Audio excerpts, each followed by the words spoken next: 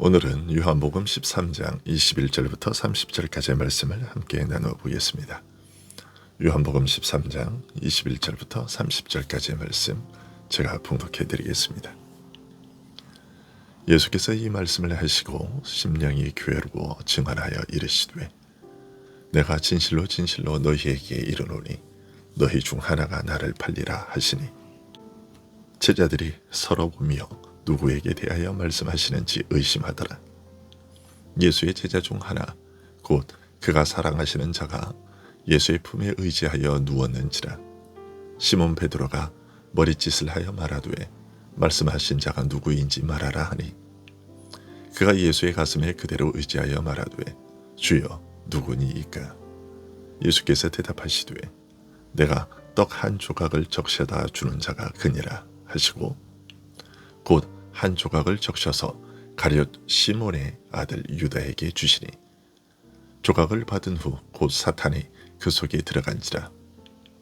이에 예수께서 유다에게 이르시되 네가 하는 일을 속히 하라 하시니 이 말씀을 무슨 뜻으로 하셨는지 그 앉은 자 중에 아는 자가 없고 어떤 이들은 유다가 돈괴를 맡았으므로 명절에 우리가 쓸 물건을 사라 하시는지 혹은 가난한 자들에게 무엇을 주라 하시는 줄로 생각하더라. 유다가 그 조각을 받고 곧 나가니 밤이라라. 아멘. 유월절 만찬 자리에서 제자들의 발을 씻기심으로써 제자들 역시도 서로 발을 씻기는 것과 같은 태도로 서로를 섬겨야 할 것을 가르치신 예수님께서는 이어서 충격적인 사실을 제자들에게 알려주셨습니다. 12명을 사도로 선택했지만 그 중에서 어떤 자는 하나님의 은혜에서 제외된 자가 있다는 것이었습니다. 그 사람은 성경에 예언된 대로 예수 그리스도를 배반할 것임을 우회적인 말씀으로 알려주셨습니다. 그러나 곧이어 오늘 본문에서는 좀 더 직설적으로 너희 중 하나가 나를 팔리라 라고 하셨습니다. 사도 요한은 이 사실을 알려주시는 주님의 마음에 대하여 심령이 괴로워 라고 전해주고 있습니다. 심령이 괴로워 라고 번역된 이 말은 마음이 동요하여 혼란스럽고 괴로웠다는 뜻입니다. 주님의 이런 모습 역시도 가룟 유다가 배신할 것을 아시면서도 그를 제자로 부르셨던 것처럼 조금은 납득하기 어려운 면이 있습니다. 가룟 유다의 배신을 미리 아셨으면서도 무엇 때문에 그 일을 두고서 번민하고 괴로워하셨는가 하는 것입니다. 그러나 예수님의 이런 모습은 최소한 예정과 선택이라는 것이 참으로 신비로운 것이라는 사실을 알려줍니다. 네가 나를 배신하는 것은 이미 정해진 대로 일어나는 일이니 나로서야 상관할 바가 아니다 라는 냉정한 판단으로 끝나는 일이 아님을 말해주고 있기 때문입니다. 예정과 선택에는 단순히 망할 자는 망할 수밖에 없다는 기계적인 체념과 수용이 아니라 그의 배신을 안타깝게 여기며 고통스러워하는 심정이 개입될 여지가 있는 것입니다. 오늘 말씀은 이런 면을 고려하여 이해해야 합니다. 예수님께서 12제자 중 하나가 배신할 것이라 말씀하시자 제자들 모두가 서로를 보며 의심했습니다. 그런 상황 중에서 베드로가 요한에게 머리짓하며 예수님께 여쭤보라고 하자 요한이 주여 누구오니까? 라고 직설적으로 질문했습니다. 그러자 주님께서는 내가 떡 한 조각을 적셔다 주는 자가 그니라 말씀하시고 가룟 유다에게 떡 한 조각을 주시니 사탄이 그 속에 들어갔습니다.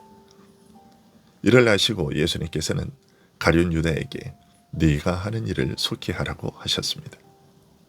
이 기록을 보면 언뜻 예수님께서 사탄으로 하여금 유다에게 들어가게 하신 것처럼 오해하기 쉽습니다. 하지만 가룟 유다가 사탄의 시험을 받은 것은 오늘에서야 처음으로 시작된 것이 아닙니다. 요한복음 11장에 기록되었듯이 유월절 만찬이 있기 전에 이미 마귀가 가룟 유다의 마음에 예수님을 팔려는 생각을 넣었기 때문입니다. 이런 유다에게 예수님께서 떡 한 조각을 주시면서 네가 나를 배반할 것이다 라고 말씀하신 것은 유다의 배신을 안타까워하시며 고통스럽게 알리셨던 그 사실을 감안하면 네가 마귀의 유혹을 받아 나를 팔려는 생각을 하고 있음을 내가 안다라는 사실을 넌지시 알리셨던 것임을 알 수 있습니다. 아직 행동으로 옮기기 전에 그의 마음속에 있는 죄를 지적하여 그 위험을 경고하신 것입니다. 이런 예수님의 태도는 가룟 유다에 대해 예수님께서는 끝까지 선한 마음으로 대하셨음을 알려줍니다.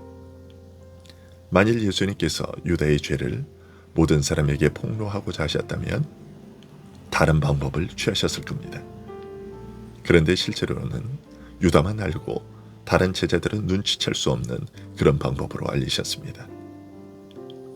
내가 떡 한 조각을 주는 자가 나를 배신할 자이다 라고 말씀하시고서 유다에게 떡을 주셨으니 모든 제자들이 다 알았을 것이라고 생각할 수 있지만 오늘 본문 28절과 29절의 기록을 보면 제자들은 여전히 누가 배신할 자인지를 눈치채지 못했습니다. 예수님께서는 유다에게만 자신이 그의 마음속의 계획을 알고 계시다는 사실을 알리고자 하신 것입니다. 자신의 배신에 대해 예수님께서 느끼시는 안타까움과 고통을 모르지 않았을 유다의 마음에 사탄이 들어갔다는 것은 유다 자신이 사탄의 유혹대로 예수님을 팔아넘길 결심을 굳혔다는 것을 의미합니다. 유다는 사탄을 스스로 받아들인 것입니다. 네가 하는 일을 속히하라고 하신 예수님의 말씀은 너는 어차피 본래 망할 자가 아니었더냐. 그러니 가서 정해진 대로 죄를 범하고 망할 길을 가라 하는 뜻이 아니었던 것입니다. 내가 너의 죄를 알고 있다라고 알려주셨어도 예수님의 심정을 외면하고 오히려 마귀의 유혹을 따라 예수님을 팔아넘길 생각을 굳힌 그를 보시고 안타까움과 고통과 탄식으로 그를 포기할 수밖에 없음을 표현하신 말씀이었던 것입니다. 그의 무지와 더러운 욕망과 예수님의 마지막 권고마저 짓밟는 악독한 의지에 맡겨 내버려 두시는 말씀이었던 것이죠. 앞에서 예정과 선택에 대해, 즉 하나님께서 인간의 생각과 행동에 개입하시는 일에 대해 말씀드렸었습니다. 하지만 인간의 행동에는 하나님만 개입하시는 것이 아니라 사탄도 끊임없이 유혹과 위협으로 시험하며 개입하고 있음을 오늘 본문을 통해 보게 됩니다. 그래서 사람의 행동은 간단하게 설명할 수 있는 것이 아닙니다.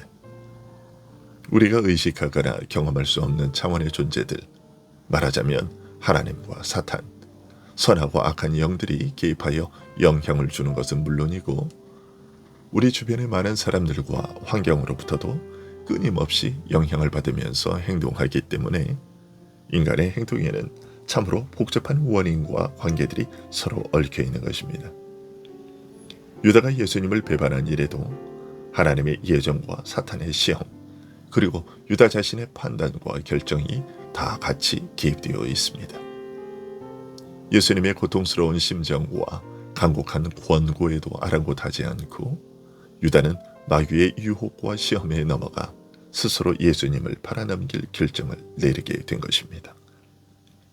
그러나 이처럼 예수님과 유다 사이에서 영적 생사가 걸린 심각한 일이 벌어지고 있음에도 또한 예수님께서 어떻게 말하면 명백하게 이런 사실을 알리셨음에도 불구하고 제자들은 전혀 눈치채지 못했습니다.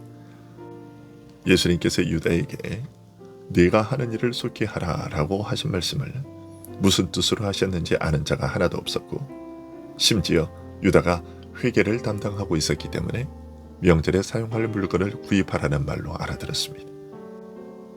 그 말은 곧 제자 중 한 명이 배반할 것이라는 말씀을 듣고 다른 제자들이 서로를 의심하는 중에서도 가룟 유다에 대해서만큼은 결코 의심하지 않았다는 사실과 그만큼 이제까지 유다가 사람들을 얼마나 철저히 속여왔는지를 보여줍니다.